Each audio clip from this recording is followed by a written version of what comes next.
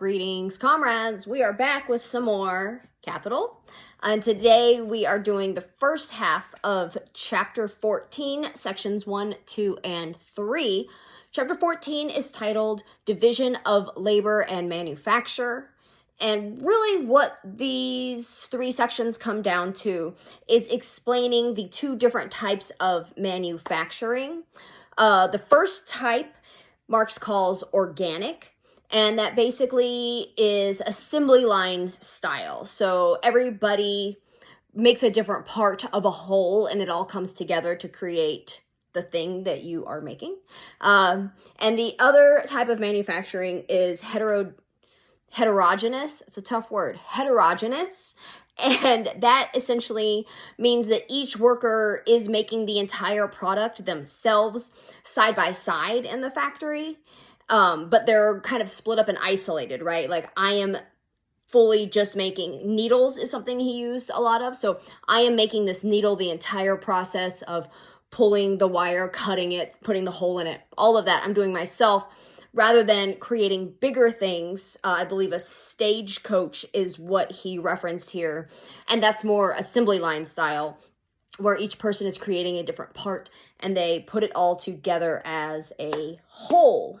He also talked a little bit about tools here. We're always talking about tools because you need those to manufacture things. And a quote that I pulled is, "The productiveness of labor depends not only on the proficiency of the workman, but on the perfection of his tools." I thought that was a good little quote. We talk here a little bit about the social aspect of labor, and that essentially is back to that organic assembly line style where we are all working together to create a thing, and that makes it social.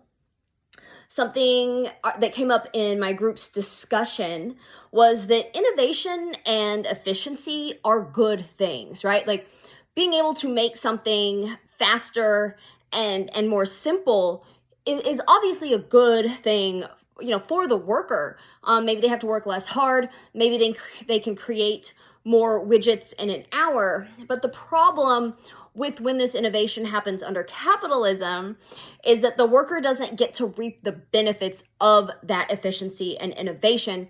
They're just going to continue to work the same amount of hours. They're going to create more things, but the profit off of that, right, goes to the capitalist. It goes to the boss, the factory owner. Let's see. Oh, and we talked a little bit about pre-monopolies here. The example Marx uses is glass makers that begin to make their own tools, to make their job easier. But eventually they're owning all aspects of glass manufacture. And this is how monopolies are created. Not just, monopolies happen, and Lenin talks about this a lot. Monopolies happen not just when you buy out your direct competitor, but you're also buying out all aspects of the stream of things that you need to make a product, right? So the tools, the natural elements, all of the things, you own all of them, and that creates a monopoly. And then here, this is the chapter where he also talks about unskilled labor. So there's a meme that we see online all the time. Unskilled labor is a capitalist myth.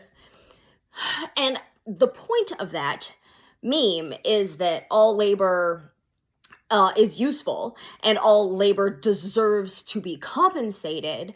But there is such a thing as unskilled labor, and that's okay. It's not an insult to do unskilled labor.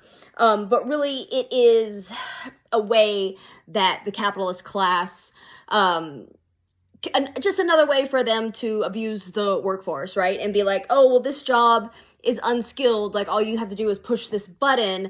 Therefore, we're not going to pay you as much as someone that had to, learn a skill first.